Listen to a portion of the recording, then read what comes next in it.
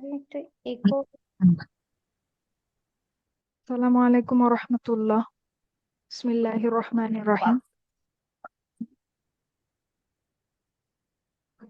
তো গত ক্লাসে আমরা মুসলিম ছক মুখস্থ করার পরে কিছু নোট লিখেছিলাম অবস্থার উপরে। তারপরে আমরা হালকা বনাম ভারী শুরু করেছিলাম এবং বলা যায় মোটামুটি শেষ করেছিলাম হালকা বনাম ভারী টপিকটা। তো হালকা বনাম ভারী আমি আজকে আবার একটু রিভিউ করি, যেহেতু গতকালকে মনে হয় একটু তাড়াহুড়া হয়ে গেছে। তো সহজ কথায় হালকা বনাম ভারী হচ্ছে আমাদের যে মুসলিম ছক, ছেলেদের ছক আর মেয়েদের ছক আমরা যেটা মুখস্থ করেছিলাম সে দুইটাই সবগুলা শব্দ কি ছিল, হালকা নাকি ভারী? ভারী। ভারী। এখন ওটাকে হালকা করার জন্য আমরা যদি প্রথমে ছেলেদের ছকে আসি, প্রথম কলামটা আমরা হালকা করে বলেছিলাম যে মুসলিমু, মুসলিমা, মুসলিমি, অর্থাৎ তানবিনের একটা অংশ আমরা বাদ দিয়ে দিয়েছিলাম। তারপরের কলামে আসলে আমরা সেটাকে হালকা করে বলেছিলাম মুসলিমা, মুসলিমাই, মুসলিমাই। তারপরের কলামটাকে বলেছিলাম মুসলিমু, মুসলিমি, মুসলিমি, অর্থাৎ অতিরিক্ত যে নুনটা ছিল আমাদের কম্বিনেশনের সাথে সেই নুনটাকে বাদ দিয়ে দিয়েছিল। একইভাবে আমরা যখন মেয়েদের ছকে আসি তখনও একই জিনিস, মুসলিমাতু, মুসলিমাতা, মুসলিমাতি। দ্বিতীয় কলামে আসলে মুসলিমাতা, মুসলিমাতাই, মুসলিমাতাই। আবার তৃতীয় কলামে আসলে আমাদের তানবিন থাকে, তাই তানবিনটা বাদ দিয়ে আমরা বলেছিলাম মুসলিমাতু, মুসলিমাতি, মুসলিমাতি। আচ্ছা, এটাই ছিল আমাদের মুসলিম ছক হালকা থেকে ভারী করা। তো আজকে হচ্ছে আমরা একটু হালকা বনাম ভারীর ব্যাপারে কিছু নোট লিখবো। তারপর আমি একটা জিনিস একটু আলোচনা করব, শেষ পয়েন্ট আমি একটু আলোচনা করব শেষে। আচ্ছা, তো হালকা বনাম ভারীর ব্যাপারে আমরা গতকালকে যেভাবে লিখেছিলাম, গতকালকে বলেছিলাম যে আজকে হচ্ছে আমরা নোট লিখবো, তাই আমাদের হচ্ছে খাতা কলম লাগবে। তো একটা একটা করে পয়েন্ট আমি বলছি আর ব্যাখ্যা করছি যে কোনটার মানে কি। ঠিক আছে? তো আপনারা সবাই একটা একটা করে পয়েন্ট লিখুন ইনশাল্লাহ। আচ্ছা, প্রথম পয়েন্টে যদি আমি আসি, মুসলিম শব্দের মুসলিম ছকের সব শব্দ ছিল ভারী। ঠিক আছে, এই কথার মানে আমরা জানি মুসলিম ছক বলতে দুইটাই বোঝানো হচ্ছে, ছেলেদেরও মেয়েদেরও দুইটা ছকেরই সব শব্দ ছিল আমাদের ভারী। তারপরে 2 নাম্বার পয়েন্টে যদি আসি, মুসলিম ছকের সব শব্দকে হালকা বানানো যায় এবং কিভাবে বানাতে হয় আমরা দেখলাম। আচ্ছা, এ পর্যন্ত আপনারা লেখা হয়ে থাকলে পরেরটায় যাব, পরেরটা একটু ব্যাখ্যা করতে হবে। প্রথম দুইটা পয়েন্ট আমরা দেখে ফেলছি ইতিমধ্যে।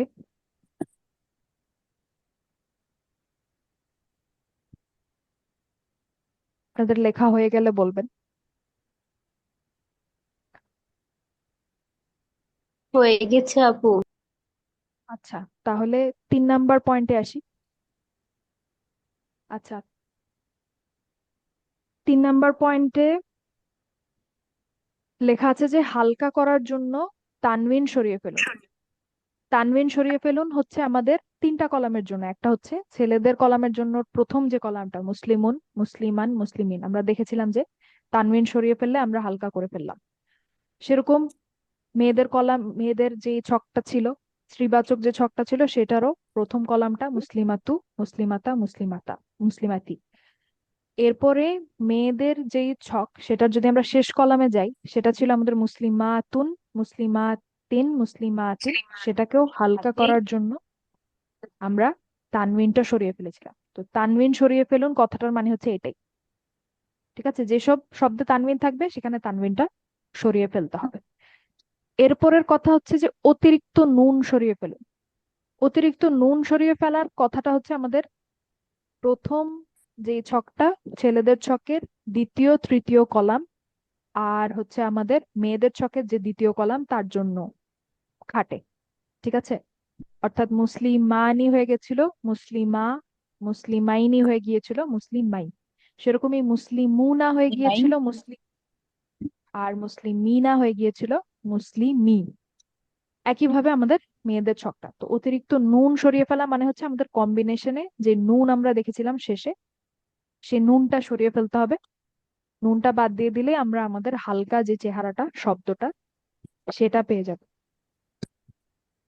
আচ্ছা, এরপরে আমি 4 নাম্বার পয়েন্টে আসি, যে হালকা বানানোর জন্য শুধু শুধু অতিরিক্ত নুন সরানো হয়, অন্য কোনো নুন নয়। ঠিক আছে, এই পয়েন্টটার মানে কি, এটা একটা উদাহরণ দিয়ে আমি দেখাই। যে আমি গতকালকে দেখিয়েছিলাম উদাহরণটা। যেমন আমি যদি এই শব্দটা দেখি, বুরহানি। ঠিক আছে, তো এখানে কিন্তু এটা একটা গোটা শব্দ, আমি গত ক্লাসে বলেছিলাম। অর্থাৎ যে নুনটা এখানে আছে এটা কিন্তু শব্দের নিজস্ব একটা অংশ। তো এখন এটাকে যদি আমি এভাবে লিখি,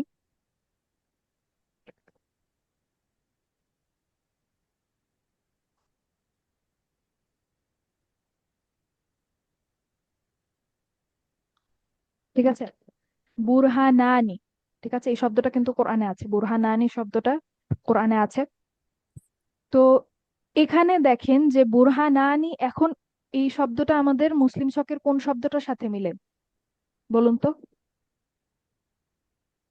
মুসলিম সূচক দ্বিতীয় শব্দ। মুসলমানে। মুসলিমানি। আহ, হ্যাঁ। তো এখন যদি আমরা এই শব্দটাকে হালকা করতে চাই, তাহলে আমরা শুধু এই শেষের নুনটা বাদ দিব। বাদ দিলে আমাদের শব্দটা হচ্ছে বুরহানা। ঠিক আছে, শব্দের নিজস্ব যে নুনটা সেটা কিন্তু থেকে যাচ্ছে, এটা কিন্তু আমরা বাদ দেব না। এটা কিন্তু বাদ দিয়ে আমরা বলবো না যে আবার বুরহা। ঠিক আছে, সেটা কিন্তু ভুল। এতটুকু কাজ করলে হচ্ছে আমাদের হালকা হয়ে যাচ্ছে, শুধু কম্বিনেশনের যে নুনটা সেটা বাদ দিব, অতিরিক্ত কোনো নুন আমরা বাদ দিব না। অর্থাৎ শব্দের নিজস্ব যদি কোনো নুন থাকে সেটা আমরা যেভাবে আছে সেভাবেই রেখে দিব। আচ্ছা, তারপরে 5 নাম্বার পয়েন্টে আসি। এটা আমি গত ক্লাসে বলেছিলাম যে একটা শব্দ শুধুমাত্র 4টা কারণে লাইট হতে পারে, অর্থাৎ হালকা হতে পারে। এই কারণগুলোর যদি কোনোটা না থাকে তাহলে শব্দটা সাধারণভাবে স্বাভাবিক অবস্থায় ভারী হবে সবসময়। ঠিক আছে, আর 4টা কারণ কি কি সেটা আমি বলেছিলাম যে আমরা এখনই দেখবো না, আমরা আস্তে আস্তে দেখবো ইনশাল্লাহ। এবার হচ্ছে শেষের লাইনটা আমি গত ক্লাসে শেষ করার আগে একটুখানি বলেছিলাম যে যদি কোনো শব্দের সাথে আলিফ লাম থাকে, অথবা আল থাকে, তাহলে শব্দটা কি ভারী নাকি হালকা, এই প্রশ্নটা আমরা আর করবো না। ঠিক আছে, এটা গত ক্লাসে আমি ব্যাখ্যা দিইনি, ব্যাখ্যাটা আজকে আমি দেওয়ার চেষ্টা করবো ইনশাল্লাহ। তো আপনাদের কি লেখা হয়ে গেছে? না আপু, একটু। আচ্ছা, আলিফ লাম যদি থাকে তাহলে একটা শব্দ, যদি আমি আপনাদেরকে প্রশ্ন করি যে হালকা শব্দটা কি হালকা নাকি ভারী, তাহলে এই প্রশ্নটা আর আপনার যৌক্তিক থাকে না, বা হচ্ছে প্রশ্নটা আমরা আর করবো না। অর্থাৎ আপনারা বলবেন যে যদি আলিফ লাম থাকে তাহলে হালকা নাকি ভারী, এই প্রশ্নটা আমরা করব না, বা প্রশ্নটা করার দরকার নেই তাও বলতে পারেন। হয়ে গেছে?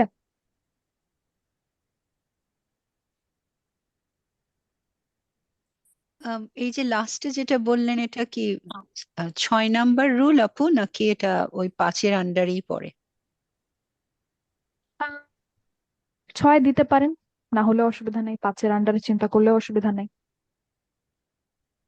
মানে এটা one of the reasons, right? এটা একটা কারণ যখন হালকা হয় আল থাকলে। না না, আল থাকলে আমরা জিজ্ঞেসই করবো না যে শব্দটা কি হালকা নাকি ভারী, এই প্রশ্নটাই আমরা আচ্ছা, আর করবো না। তাহলে এটাকে 6 নাম্বার করে দিচ্ছি, ঠিক আছে। আচ্ছা, যদি হয়ে গিয়ে থাকে তাহলে আমি সামনে আগাই ইনশাল্লাহ। জি আপু। আচ্ছা, এখন দেখেন যে শেষের পয়েন্টটার আমি একটা ব্যাখ্যা দেওয়ার চেষ্টা করি ইনশাল্লাহ। দেখেন, প্রথমেই আমি বলে রাখি একটা খুব গুরুত্বপূর্ণ পয়েন্ট, যে কোনো একটা আরবি শব্দে একই সাথে আলিফ লাম এবং তানবিন কখনো একসাথে আসবে না। এটা একটা নিয়ম ধরে নেন। ঠিক আছে, কোনো আরবি শব্দে একই সাথে আলিফ লাম এবং তানবিন থাকবে না কখনোই। ঠিক আছে, আচ্ছা, তার মানে দেখুন, আমি যদি মুসলিম ছকের ছেলেদের যে ছকটা, তার প্রথম শব্দটার কথা বলি, আমাদের মুসলিমুন, এই শব্দের সাথে যদি আমি এখন আলিফ লাম যোগ করে দেই তাহলে শব্দটা হয়ে যাবে আল মুসলিমু। ঠিক আছে, অবস্থা ঠিক আছে? অর্থাৎ অবস্থা আমাদের আগে ছিল হচ্ছে আপনার রফা, এখনো তাই আছে। কিন্তু যখনই আমরা শব্দটার সাথে আলিফ লাম যোগ করে দেব, তখন আমাদের যে তানবিনটা ছিল সেটা আর থাকবে না, কারণ আমরা জানি যে একই শব্দে কখনো আলিফ লাম আর তানবিন থাকে না। আচ্ছা, তার মানে মুসলিমুন এর সাথে যদি আমরা আলিফ লাম যোগ করি আল মুসলিমু হয়ে যাচ্ছে, মুসলিমানের সাথে যদি আলিফ লাম যোগ করি আল মুসলিমা হয়ে যাচ্ছে, মুসলিমিনের সাথে যদি আলিফ লাম যোগ করি আল মুসলিমি হয়ে যাচ্ছে। এখন আপনাদের মনে হতে পারে, ও আচ্ছা, তাহলে তো যদি শব্দের সাথে আমরা আলিফ লাম যোগ করি শব্দটা তো তাহলে হালকা হয়ে যাচ্ছে দেখে মনে হচ্ছে, কারণ আমরা মুসলিমুনকে হালকা করে বলেছিলাম যে মুসলিমু, মুসলিমানকে বলেছিলাম মুসলিমা। তাহলে আলিফ লাম আসলে তো তানবিনটা সরে যাচ্ছে, ঠিক মানে আগের মতো যেটা আমরা আগে বলেছিলাম। তাহলে কি আল কি শব্দটাকে হালকা করে দিচ্ছে কিনা, এরকম একটা প্রশ্ন আমাদের মাথায় আসে। দেখি তাহলে আমরা সামনে আল কি কোনো শব্দকে হালকা করছে কিনা। এখন যদি আমি প্রথম কলাম বাদ দিয়ে এখন যদি সেকেন্ড কলামে আসি, দ্বিতীয় কলামটাতে যদি আসি, তাহলে দ্বিতীয় আকাশ কলামের তো ঘুরে ফিরে প্রশ্নই করা হয়ে গেল যে শব্দটা হালকা নাকি ভারী। ওইটার ব্যাখ্যাই আমরা দিচ্ছি যে আমরা কেন প্রশ্ন করব না। ঠিক আছে, প্রশ্ন কেন করব না তার ব্যাখ্যাটাই আমি দিচ্ছি। তো যদি মুসলিমানি থাকে, দ্বিতীয় কলামের প্রথম শব্দটা হচ্ছে আমাদের মুসলিমানি, তো এটার সাথে যদি আমরা আল বসাই তাহলে কিন্তু আমরা দেখছি শব্দটা মুসলিমানিই থাকছে।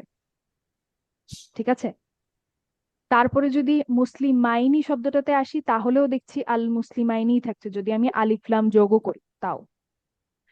আবার যদি আমি মুসলিমুনা বলি সেখানেও আমি যদি আলিফ লাম যোগ করি আল আল মুসলিমুনাই থাকছে। ঠিক আছে, সেরকমই মুসলিমিনা আলিফ লাম যোগ করলেও আল মুসলিমিনা থাকছে। কিন্তু আবার যখন দেখেন আমরা যখন মেয়েদের ছকের তৃতীয় কলামের শব্দগুলাতে আসব সেখানে কিন্তু তানবিন ছিল। ঠিক আছে, তো সেখানে যখন আবার আমরা আলিফ লাম যোগ করব তখন কিন্তু আর আমাদের তানবিনটা আর থাকছে না, আল মুসলিম মা তু হয়ে যাচ্ছে। ঠিক আছে, তো এখানে আলিফ লাম আর তানবিন একসাথে থাকে না, এইটা হচ্ছে আমাদের মূল কথা। যার কারণে আলিফ লাম যখন আসছে তখন কিন্তু আর তানবিনটা থাকতে পারছে না। তো এটা দেখে আপনাদের মাথায় প্রশ্ন আসতে পারে, আচ্ছা আলিফ লাম হয়তো শব্দটাকে হালকা করে দিচ্ছে কিনা।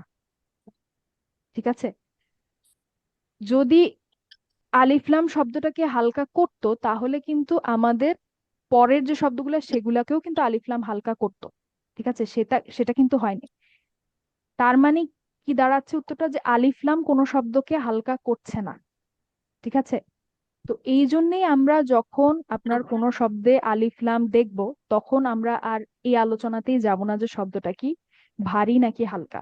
ঠিক আছে, এটা আমাদের একটু পরে আমরা যখন অনুশীলন দেখব তখন দেখবেন যে ওখানে এরকম কিছু শব্দ থাকবে। তো সেই শব্দগুলোর ক্ষেত্রে আমাদের উত্তর হবে যে আমরা শব্দটা হালকা নাকি ভারী এই এই প্রশ্নটা আর করছি না। ঠিক আছে, আচ্ছা, তাহলে আমরা এখন একটু এক্সারসাইজে যাই।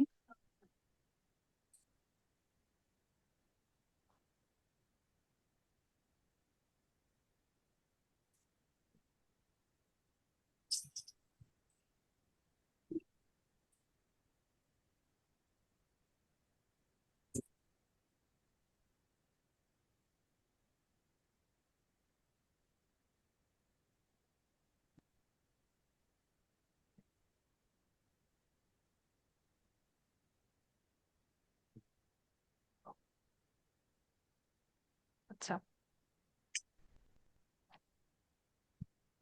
আমি দুঃখিত, একটু দেরি হয়ে গেল কারণ আমার পিডিএফটা খোলা ছিল না।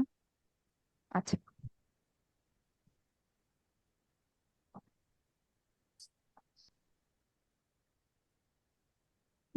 দেখুন আমরা যদি এই বক্সটাতে আসি, আচ্ছা আমি একটু বড় করি তাহলে আমাদের দেখতে সুবিধা হবে। আচ্ছা, এখন আপনারা আমাকে বলবেন যে শব্দটা যেখানে এখানে যে শব্দগুলো আছে সেগুলা কোনটা হালকা কোনটা ভারী, অথবা যদি অন্য কোনো উত্তর থাকে। তো প্রথম শব্দটা যেটা, এই শব্দটা কি হালকা নাকি ভারী? এটা হালকা। হালকা।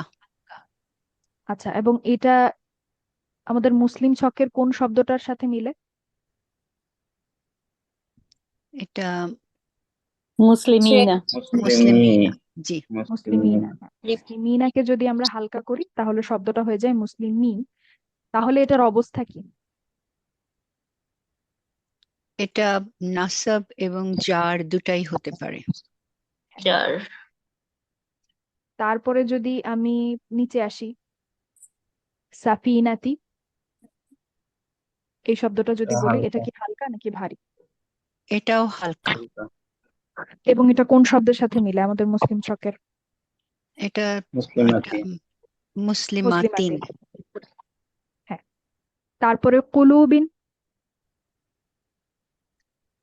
এটা ভারী। আচ্ছা। তারপরে যদি আমরা আসি হাদা ইক, এই শব্দটাতে যদি আসি হাদা ইক, হালকা নাকি ভারী? এটা হালকা, মনে হালকা। তো হচ্ছে হালকা। আচ্ছা। তারপরে লা ইবরাতান, এটা ভারী। ভারী। ভারী। আচ্ছা। তলিবাতুন, তলিবাতুন, এটাও ভারী। ভারী। ভারী। ভারী। মুসলিমাতুনের সাথে মিলছে। আচ্ছা, তাহলে এটা হচ্ছে আমাদের মেয়েদের ছকের তৃতীয় কলামের প্রথম শব্দ, অর্থাৎ 3 রফা। তারপরে রুসুলান, রুসুলান, ভারী। এটাও ভারী। এটা ভারী। আচ্ছা। তারপরে নিসাউ, হালকা। হালকা। হালকা। কাওয়াইবা, হালকা। হালকা। তারপরে যদি আমি বলি এই শব্দটা আল মুতানাফিসুনা, ভারী। প্রশ্ন করা যাবে না, প্রশ্ন করা যাবে না। ও হ্যাঁ। সরি, রাইট রাইট, হ্যাঁ এটা প্রশ্ন করা যাবে না, ঠিক। এখানে হালকা হ্যাঁ, নাকি ভারী এই প্রশ্নটাই যৌক্তিক না, কারণ এখানে আলিফ লাম আল আছে। আছে। আচ্ছা। তারপরে কমিসুন, ভারী। ভারী। এটাও ভারী। ভারী। আচ্ছা। তারপরে রসুলা, হালকা। হালকা। হালকা। আচ্ছা, যদি রসুলা আমরা যদি ভারী করতাম তাহলে কি হতো? রসুলান। রসুলান। রসুলান। রসুলান। আচ্ছা। আসাতিরু, হালকা। হালকা। হালকা। তারপরে যদি আমি বলি লাগওয়ান, ভারী। এটা ভারী। ভারী। ভারী। আচ্ছা। তারপরে এটা একটু, যদিও এটা প্রথমে ছিল এরকম একটা শব্দ। আচ্ছা, দলিমি, এটা এটা কি হালকা নাকি ভারী? হালকা। এটা হালকা। হালকা। হালকা, অর্থাৎ আমাদের মুসলিমিনা শব্দটার সাথে এটা মিলছে। আচ্ছা, এটা বলুন এবার, এটা একটু একটু চিন্তার বিষয়। সুলুসা, এটাও হালকা। হালকা। এটাও হালকা মনে হচ্ছে। সবাই একমত এটা হালকা? এটা হালকা। হ্যাঁ, এটা হালকা। হালকা হয়। এটা যদি ভারী হয় তাহলে কি হবে? সুলুসান। তুলুসানি। তুলুসান। তুলুসানি। সুলুসানি, অর্থাৎ এটা হচ্ছে রফা মুসলিমানির সাথে মিলে। যদি আমরা নুনটা বাদ দিয়ে দিই তাহলে হয়ে যায় হচ্ছে মুসলিমা, সেরকম এখানেও সুলুসানি, নুনটা বাদ দিয়ে দিলে হালকা চেহারাটা হয়ে যায় হচ্ছে সুলুসা, তার মানে এটা হালকা। আচ্ছা। তারপরে আন নাশিতাতি, আন এটা তো নাশিতাতি, আলিফ লাম আছে। আলিফ লাম আছে। তার মানে আমরা এখানে জিজ্ঞেস করব না যে শব্দটা কি হালকা নাকি ভারী। তারপরে মুখতালিফুনা, এটা মুখতালিফুনা, ভারী। এটা এটা ভারী। ভারী, মুসলিমুনার সাথে মিলছে। আলবানুনা, এটাও এটাও ভারী। এটাও ভারী। প্রশ্ন করা যাবে না। আলবানুনা। ও, এটা প্রশ্ন করা যাবে না, হ্যাঁ এটা প্রশ্ন করা যাবে। আচ্ছা। তারপরে আইনা, এটা এটা হালকা। হালকা। হ্যাঁ, যদি ভারী হতো তাহলে কি হতো? আইনানি। আইনানি। আইনা, অর্থাৎ মুসলিম মানির সাথে মিলতো। আচ্ছা। তারপরে যদি আমরা উপর থেকে আসি কালিমাতি, এটা হালকা। হালকা। হালকা। এটা হালকা। কৌলান, ভারী। ভারী। জাহান্নামা, ভারী। হালকা। এটা হালকা। হালকা। তারপরে যদি আমরা আসি হাদিসু, হালকা। হালকা। এটাও হালকা। লাস্টেরটা আমাদের শেষটা একটু একটু চিন্তার বিষয়। দিরাআই এটা হালকা। এটাও এটাও হালকা হালকা। হালকা যদি ভারী হতো তাহলে কি হতো? আইনি। আইনি। জিরো আইনি দিরাআইনি জিরো যুক্ত আইন। হচ্ছে মাইনির সাথে, অর্থাৎ এটা হচ্ছে নাসব অথবা জার অবস্থা যদি আমি বলি। আচ্ছা, তো এখন যদি আমরা আবার ওয়ার্ড ডকে যাই, তার মানে আমরা দেখলাম যে হালকা এবং ভারীর ব্যাপারে আমাদের কি কি জানতে হবে। তো এখানে 5টা 6টা পয়েন্ট আছে। হালকা ভারীর ব্যাপারে এই জিনিসগুলোই আমাদের জানতে হবে। এখন আপনাদের মনে হতে পারে যে আমরা আসলে মুসলিম ছক মুখস্থ করছি, তারপরে হালকা ভারী এগুলা পড়ছি, এগুলা আসলে কোথায় কাজে লাগবে? এগুলা কাজে লাগবে আমরা কয়েকদিন পরে দেখবো যে এগুলা আসলে কোথায় কাজে লাগবে। এখন হচ্ছে আপনারা বলতে পারেন যে একরকম আমরা অনেকগুলা বিন্দু আঁকছি, অনেকগুলা ডট দিচ্ছি। তো একটা গন্তব্য পর্যন্ত গেলে তখন আমরা হচ্ছে পেছনের দিকে দেখবেন যে আপনার যে বিন্দুগুলা ছিল এগুলা সংযুক্ত করে দিচ্ছি, একটা আপনার সরল রেখা পাচ্ছি। তো এখন হয়তো আপনাদের মনে হতে পারে যে আচ্ছা এগুলা শিখার মানে কি, এগুলা কি কাজে লাগতেছে। কি কাজে লাগবে সেটা আমরা যখন আস্তে আস্তে বলতে পারেন বাক্যাংশ পড়া শুরু করব তখন আপনারা বুঝতে পারবেন যে আসলে কি কাজে লাগছে। ঠিক আছে, তো এটাই মোটামুটি আজকের পড়া ছিল। এখন আপনারা যদি কোনো প্রশ্ন করতে চান করতে পারেন হালকা বনাম ভারীর ব্যাপারে, যদি কোনো প্রশ্ন থাকে। আপু, আপনি ওই ওই জিনিসটা আরেকবার এক্সপ্লেন করবেন, ওই যে বোরহানি দিয়ে যেটা আপনি ও বোঝাচ্ছিলেন। আচ্ছা আচ্ছা, ওটা হচ্ছে আমি এই 4 নাম্বার পয়েন্টটা ব্যাখ্যা করছিলাম ওই উদাহরণটা দিয়ে, যে হালকা বানানোর জন্য শুধু অতিরিক্ত নুন যেটা সেটা সরানো হবে, অন্য কোনো নুন না। অন্য কোনো নুন বলতে আমি বোঝাচ্ছি যে যদি আপনার যে শব্দটা তার নিজস্ব যদি একটা নুন থাকে, ঠিক আছে। তো বুরহানি শব্দটা হচ্ছে এরকম ছিল, ঠিক আছে, বুরহানি। তো হুম হুম। বুরহান আমি গত ক্লাসে বলেছিলাম যে এটা গোটা একটা শব্দ, অর্থাৎ এই শব্দটার নিজস্বই একটা নুন আছে। ঠিক আছে, তো আমি যদি শুধু বোরহানি বলি এটা কিন্তু সাউন্ড এবং হ্যাঁ, সাউন্ড এবং হচ্ছে জার, ঠিক আছে। তো এখন যদি আমি শব্দটাকে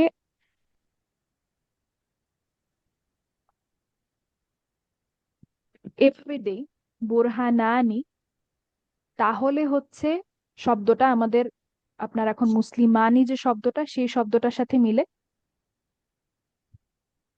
তো এখন যদি আমরা এটাকে হালকা করতে চাই তাহলে শেষের যে নুনটা আছে সেই নুনটাকে হচ্ছে আমরা বাদ দিয়ে দেব।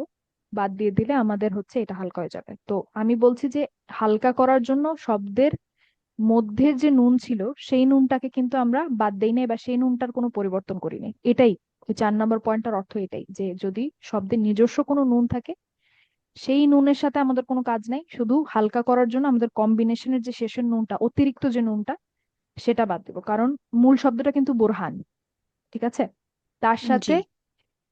আনি যুক্ত হয়ে হয়েছিল বোরহানি। তো ওইটা হচ্ছে অতিরিক্ত নুন যেটা আমরা বাদ দিয়েছিলাম। এটাই 4 নাম্বার পয়েন্ট ব্যাখ্যা করার জন্য এটা বলেছিলাম। জাজাকিল্লাহ খাইর। ইয়া কি আর কোনো প্রশ্ন যদি থাকে বলতে পারেন।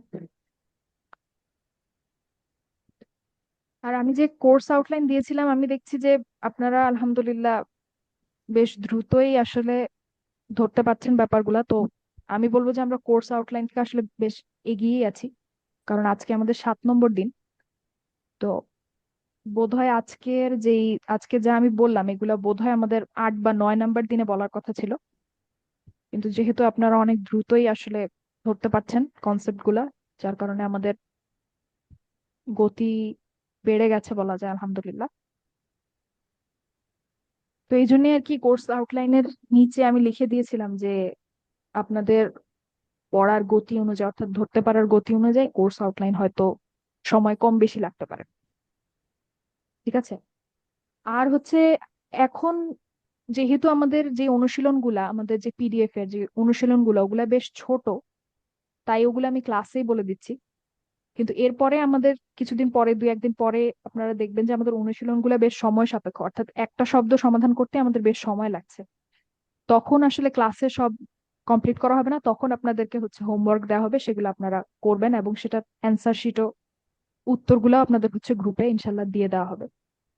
শুধু ক্লাসে সেগুলাই ডিসকাস করা হবে যেগুলা আপনাদের কাছে হয়তো কঠিন মনে হয়েছে বা বুঝেননি এরকম। ঠিক আছে? আচ্ছা, আচ্ছা, যদি জি আর কোনো প্রশ্ন না থাকে তাহলে আমি ক্লাস শেষ করে দিই ইনশাল্লাহ।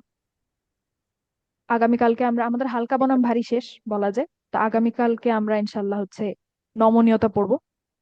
এক ক্লাসে পড়ার চেষ্টা করবো ইনশাল্লাহ। নমনীয়তা পড়া শেষ হলে আমাদের বলতে পারেন অবস্থা পড়া শেষ।